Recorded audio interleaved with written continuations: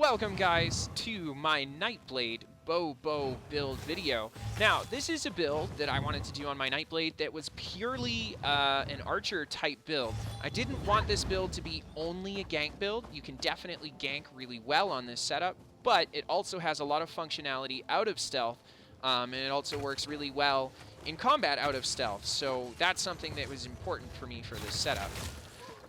This build is a very high damage, long-ranged build. It's very quick, and you have quite a bit of sustain on it.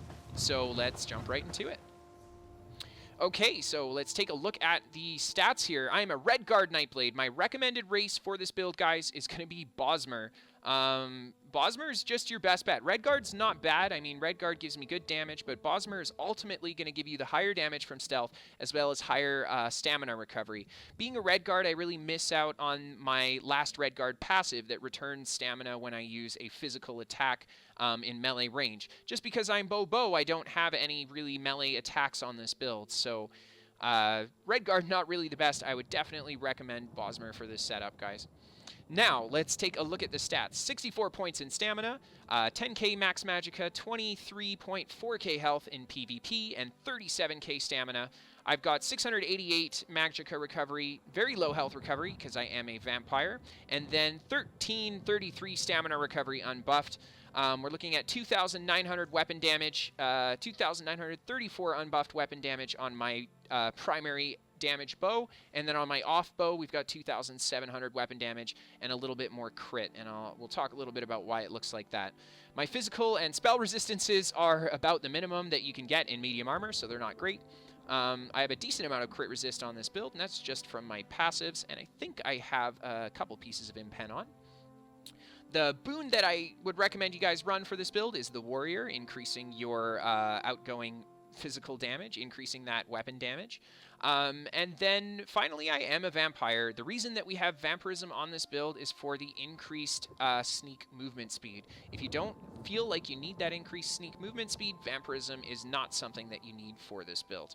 Okay, let's take a look at the gear that I'm using. So, you have a few gear options for this setup, guys. These are your two important sets. Number one, Hawk's Eye. You want to run 5-piece Hawkeye, and then you want to pair that with the 5-piece Marksman. And the reason that I picked these two sets is because I wanted to do a bow damage build, and I really wanted to use the whole bow kit in order to deal my damage. Now, these two sets are going to give you a combined bonus of 13%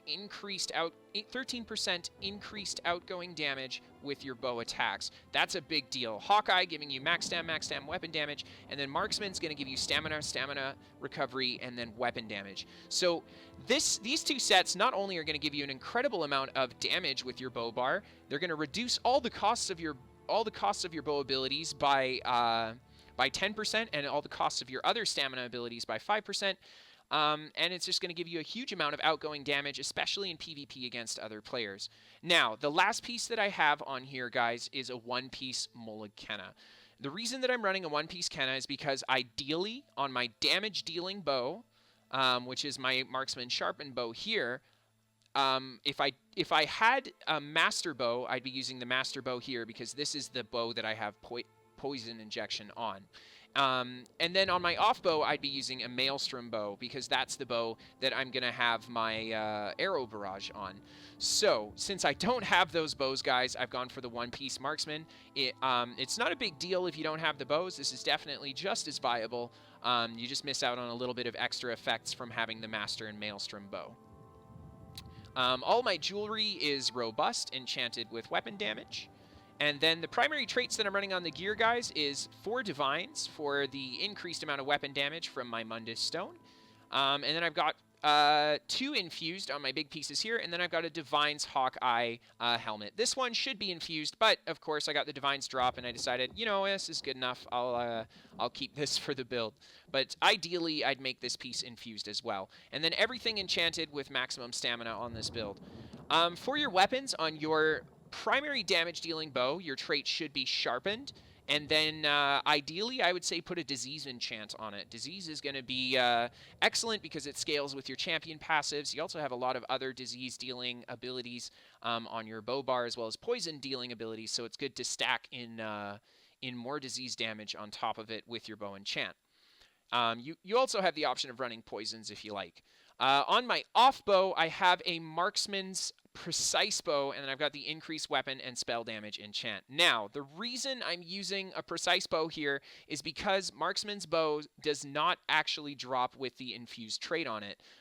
You cannot get an infused marksman's bow. So if you wanted to run the infused bow for the weapon and spell damage enchant here, instead of, so you don't miss out on all that bonus weapon and spell damage, and you get the cooldown on the proc enchant, you'd have to use a Hawkeye bow. Hawkeye bow does drop an infused, but the problem with that is that I didn't have the sharpened Hawkeye bow. So, for general rule of thumb, guys, your damage dealing bow is going to be sharpened, and then your backup bow is going to be infused with your weapon and spell damage increasing enchant on it. If you're going to use a marksman's bow, because they're easier to get, you can choose precise or sharpened or any other trait that you really want instead of infused for your backup bow. Okay, so let's take a look at the skills we're using on this build. The first skill we got here is Poison Injection. Now, these are my tooltips unbuffed. These tooltips also don't show the bonus damage that I deal to players from my Marksman set. It's only showing me the bonus damage I get off my Hawkeye. So I'm looking at a 5,500 tooltip unbuffed here. If I buff up with my potions, we get up to a 6,370 tooltip plus the 8% bonus off of Hawkeye. We'd be looking at almost a 7k tooltip on Poison Injection. So Poison Injection is actually a really powerful single target attack just from the initial damage it does on this build, and then on top of it you get that super deadly damage over time effect as well. If we look at the Fighters Guild, my kind of other option here, 7,517 tooltip on Silver Leash, and it doesn't get that bonus damage from my bow abilities. So Poison Injection is coming up to almost the same amount of damage as my Silver Leash would, except my Poison Injection gets the bonus damage from the dot as well. So Poison Injection, your most powerful single target attack for this build, I think, all around. The next skill I have on my damage dealing bow bar is Magnum Shot. The reason I went with Magnum Shot over the healing morph is because I didn't feel like I needed the healing. This build's really kitey. You have quite a bit of sustain, and you have stealth as well as the shade to keep yourself alive, so you don't really need that extra healing if you can live without it. And of course, Magnum Shot is going to deal more damage than the other morph of the ability, Draining Shot. So you see the tooltip difference here. Magnum Shot has about 12% more damage than what Draining Shot's going to give you. So this is an excellent ability also because it's going to make space between you and your target. This is a very kitey build. You're supposed to do most of, if not all of your fighting at a distance on this build. There's no really up-close melee fighting on it. So I think Magnum Shot is definitely the better option for this build. Also, Magnum Shot is going to deal a lot of upfront damage. Look at this 7k tooltip unbuffed. You can use Magnum Shot not only as a defensive maneuver and attack, but it deals an incredible amount of damage. It's higher damage than what Silver Shards is going to give you. The only downside to this ability is the 10-meter range, so you can only use this on targets that get close to you. The next ability on my bar, guys, is Lethal Arrow. Now, the reason that I went with Lethal Arrow over the other morph of it, which is Focused Aim, is because the debuff on Focused Aim is great, but Lethal Arrow is going to apply the Poison status effect. Now, we're running the Disease Glyph for the Disease Dot status effect that can occur as well. This is going to apply my Poison status effect, and finally, Poison Injection is going to apply the Poison Injection Dot. So that's 3 separate dots that I can land on a target if I do a Lethal Arrow heavy attack to Poison Injection combo on a target. It'll dot them up with 3 different dots. The next ability I have on my bar, guys, is Relentless Focus. This is a fantastic ability, especially for this build. The minor stamina recovery, definitely not overlooked. That is such an incredible thing to give to your build, that minor stamina recovery, especially on a Nightblade that really benefits from stacking the stamina recovery on it. Finally, after 4 light or heavy attacks, it allows you to use the Spectral Bow, dealing 16k disease damage. This is not a bow-based attack, so it does not gain a bonus from my Hawkeye and Marksman set, but this is an incredibly high damage dealing attack anyway, so the tooltip on it is really off the charts anyway. The damage that this Relentless Focus is going to do is going to be similar to what my Snipe does, except I don't have to wait for the charge up in order to cast it. And then finally, the last ability on my damage dealing bar is Vigor. Vigor, of course, guys, This is your primary heal. I went with Resolving Vigor, so it's bigger on myself. You've got Stealth, you've got Movement. Resolving Vigor is an excellent heal for this build. As long as you continue to kite and move around, you shouldn't need more healing power than Resolving for this setup. And then finally, guys, I have Flawless Dawnbreaker on my damage-dealing bow bar. That's how I managed to get my weapon damage 200 higher on this bar. Having Flawless slotted here is going to increase my weapon damage by 5%, plus an extra 3% for it being a Fighter's Guild skill, so an 8% increase to my weapon damage on this bar. Now, this is like my primary snipe gank bar. This is where my huge single target burst is going to come from, and this is the bar that I'll use to snipe someone out of stealth. Now, let's check out my more support bow bar. So the first ability that we have on my support bar is Acid Spray. This is going to be a fairly large amount of upfront damage with the AoE on it, and of course it's going to reduce the movement speed acting as a snare, and it's going to deal an additional 3k poison damage over 5 seconds. So this is sort of like the AoE poison injection. You know, if I have a bunch of targets in front of me, this is a better option than my poison injection.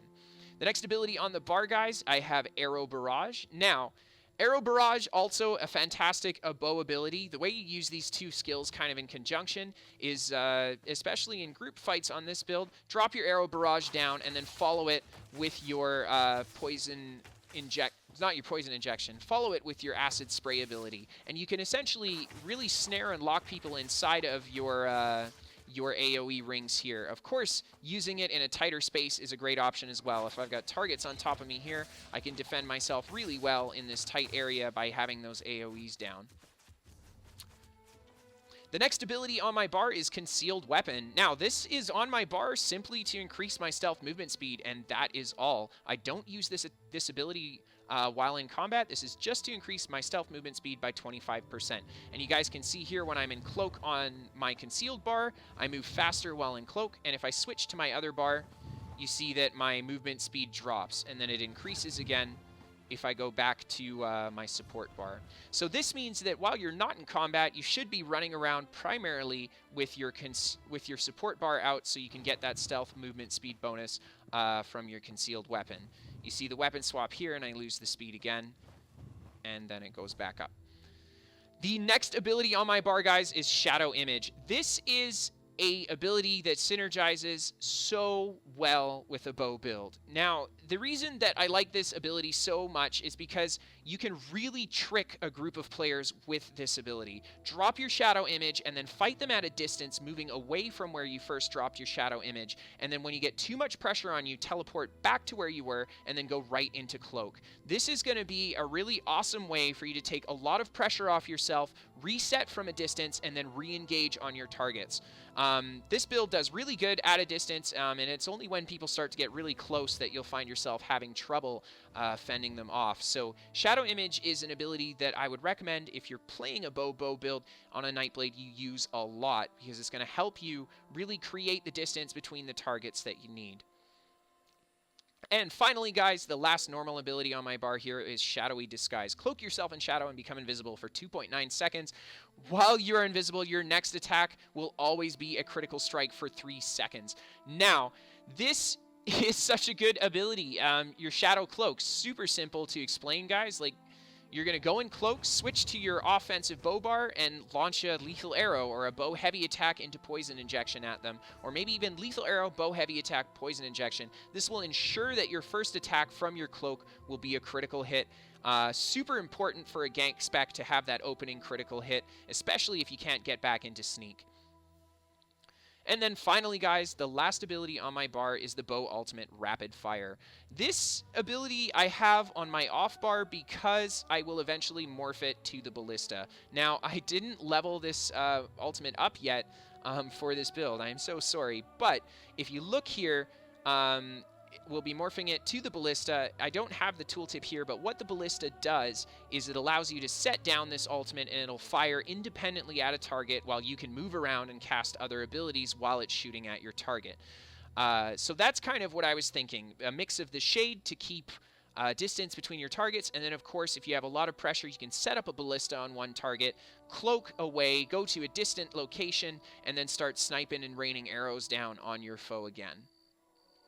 So as you guys can see here, I really wanted to take advantage of the full bow kit for this build, giving me a good amount of AoE, single target, and of course some defensive techniques with my ballista and my magnum shot as well. Okay, let's take a look at our champion tree, guys. We're going to start in our green tree here. In the tower tree, we've got 20 in Warlord to reduce the cost of my stamina abilities, 15 in Magician, and 2 for Sprinter. You're going to be using a lot of stamina abilities. Warlord, of course, an excellent option. And you also have quite a few Magicka abilities on this build. Cloak is going to be important for surviving as well, so you cannot neglect Magician as well for this setup.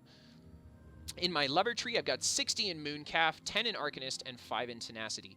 Now, 60 in Mooncalf, we have a decent, we have a pretty good stamina recovery pool at base. So investing in Mooncalf, definitely not a bad thing, guys. You're going to see great returns investing in Mooncalf on this setup. Arcanist, of course, we can't neglect that Magicka recovery. And then finally, Tenacity. I went with 5 points in Tenacity because we do have Stealth, and that means that we can unload a lot of heavy attacks from Stealth, so we can take advantage of our Tenacity passive as well. In a Shadow Tree, we've got 65 in Tumbling. This is to reduce the cost of Roll Dodge and Break Free, both of which this build will be doing lots of. Roll Dodge, Break Free, so important. 10 in Shadow Ward to reduce the cost of blocking by 5%. It's PvP, guys. Expect to block. You can't go wrong with putting some points in here. So let's move on to the blue tree.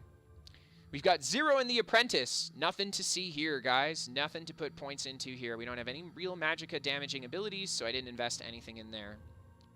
47 in the Atronach. 47, of course, all going into Bow Expert, because we are running Bow. And then finally, 140 in the Ritual. 100 into Mighty, 20 into Piercing, and 20 into Precise Strikes. Investing heavily into Mighty because this isn't a super heavy crit build. We do have quite a bit of crit, about 50% crit rate on this setup, but Mighty is where you're going to see the most returns out of your champion points.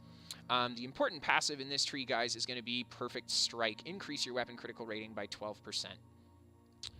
And let's take a look at the red tree. As I've said before, guys, the best red tree that you can build is usually a well-balanced one. I've got 16 in medium armor focus, 14 in resistant. Buff up that physical resistance while in my medium armor, and of course to buff up that critical resistance as well. I've got 30 in thick skin, 45 in hardy, and 45 in Elemental Defender. Now, the reason that I have so many points in this tree is to get my Unchained passive. Reduce the stamina cost of abilities by 80% for 3 seconds after breaking free of a stun, knockdown, fear, disorient, or stagger. This is important. This is really important for a primarily stamina survival build. Unchained is a really good passive, and I do a lot of roll dodging and a lot of breaking free with this setup, so I thought, you know, it'd be a really good idea for me to invest to get that Unchained passive. Thick skin, of course, important to reduce that incoming damage over time effect. We do have cloak to deal with it as well, but for the most part, it is good to have some points in thick skin. And then hardy and elemental defender is just going to give me a base 14.3% reduced incoming damage from physical and magical attacks. And then finally, guys, in the Lord tree, I've got 27 in quick recovery to increase the effectiveness of my healing by 7.3%, and 10 in expert defender to reduce the damage I take from light and heavy attacks. And that's it, guys. That's the whole build. Okay, guys, let's do some PvP commentary.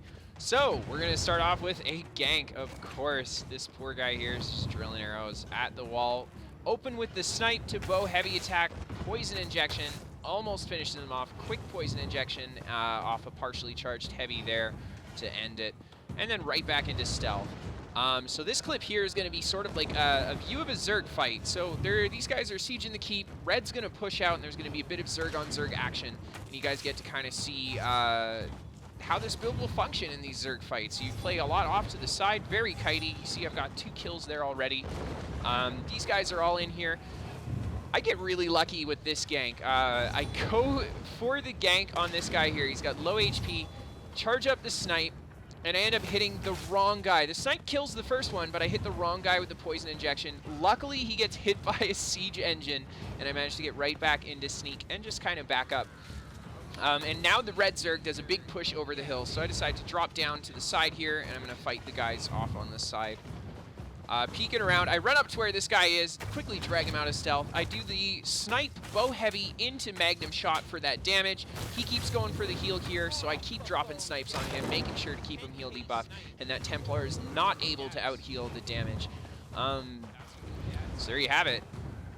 Still in stealth. This guy is going there. I go for a quick gank on him, and he rolls my second attack there, but I managed to get the next arrow kind of shot. You see, I just managed to finish him off. I do a quick Magnum shot into this guy. He ends up shuffling the Magnum shot, and then he rolls my next arrow attack. So I go right back into stealth and retreat up the hill.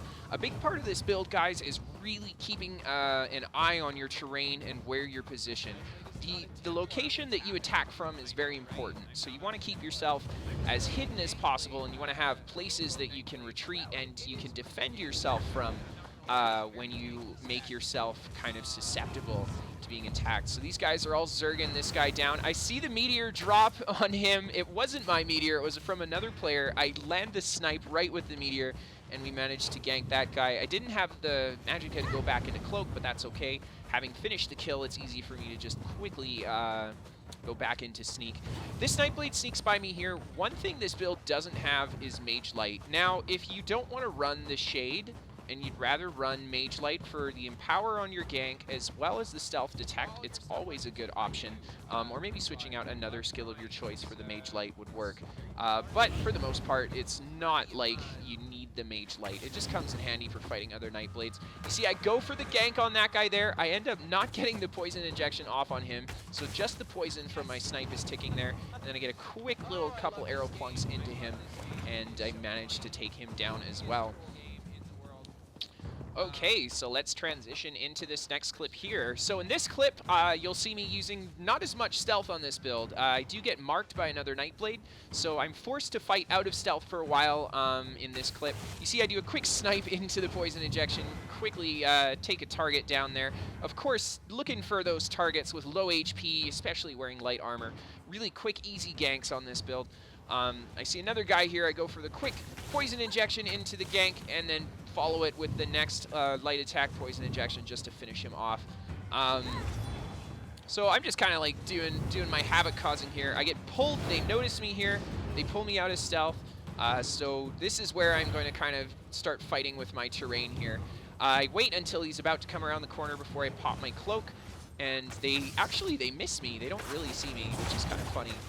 There's a guy to my right here. I unload my bow ultimate on that DK, hoping that I'd put some damage into him, but he's really tanky. I don't do much damage to him.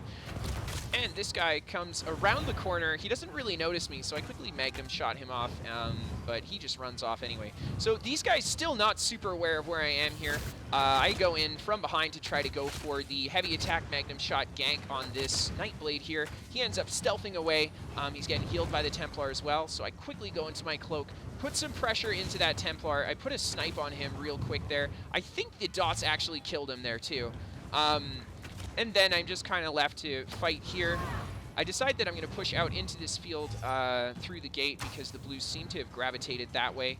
You see here, I'm just kind of like pelting them with arrows, just being annoying.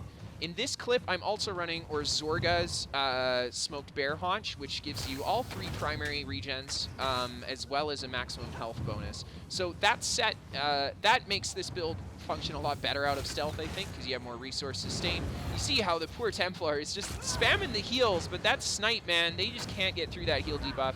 The Templar didn't purify the heal debuff, leading to his death. And then, yeah, we're just kind of fighting behind these rocks. We got a bunch of other Nightblades in stealth over there, raining arrows down on us, of course. I'm keeping my shade down here because I know I'm going to need it. I know that we've been pushed back to quite a distance here, and I'm going to need the shade if I want to retreat out of the fight without getting myself killed, especially now that I've been marked. These guys sort of decide that it's not the best idea for them to come and push into us here, so we're just kind of fencing with them at the side here. I see this Nightblade pop out of stealth. I go for the quick gank on it, almost get him. I drop the Dawnbreaker on the ground, hoping that he's still there, but he's already gone, so I miss the AoE on the Dawnbreaker. I try to pluck a couple more arrows into him there, but he manages to cloak just in time again. Oh, just getting trolled by this Nightblade. I worked my way up the left side here. We got some EP doing work as well, and we just kind of finished these guys off, spreading them out. This build does a great job of kiting your opponents, really spreading their numbers thin. So yeah, there you can see it. We're left to fight these three in the field here. What's going to happen is we'll do pretty good here, but what ends up happening is more blues show up and we get overwhelmed pretty quick. And you get to see sort of a desperate retreat from my end on this build. This Nightblade goes for the stun on me, and then bam, there's the mark. So the first thing I'm going to do is pop my vigor, of course. One thing I'm going to have to remember is to keep my vigor up while I'm marked, because I don't have any like real burst cushion on this setup. So vigor and block is all I really got if I'm marked. I get all the guys here kind of had their attention on me, and I'm caught in a bad place. I go for the shade there, trying to quickly trick these guys out and get to a different spot, but they actually end up killing me, and that's it. On to the next clip. Okay, so it's the last clip, guys. So this is another, all of these clips are kind of like Zergy play. Just being an annoying archer, of course, against a lot of opponents. I go for the snipe into the heavy attack Dawnbreaker. I do a decent amount of damage to this guy. He's not even max level, but he's fairly chunky, quite a bit of HP. He goes for the ambush after I charged up the heavy into the poison injection. Good fight. This guy here, super low HP, easy snipe, heavy attack, poison injection, and he's done. And then right back into stealth. You want to really utilize your stealth on this build. Try not to get caught out of stealth if you can very often. This guy's got 15k HP, begging for the gank. There's the almost 11k snipe. Enough said. Don't even need to land the full combo on that poor guy. So after I go for the kill here, you see that after I'm revealing myself from stealth, I quickly roll dodge backwards, and I'll kind of play very attuned to my terrain while I'm out of stealth, and that's important. You want to be very conscientious of when people can and can't see you, especially at a distance, because you don't know when someone's going to catch an eye on you. This guy got hit by the cold fire. That's just a death sentence. I go for the quick snipe on him, and he goes down. Of course, guys, you see me just kiting around this group of players. I don't want to generate too much attention yet. I want to pick them off as best I can, make the fight really hard for them. And they're just taking a lot of siege pressure, so it's making it quite difficult for them to stay alive. I go for the snipe into poison injection. The dot kills him as he rushes into me off his reaction there. This poor guy is about to get smacked down by a whole bunch of the DC players. I quickly try to go for a gank on this Templar.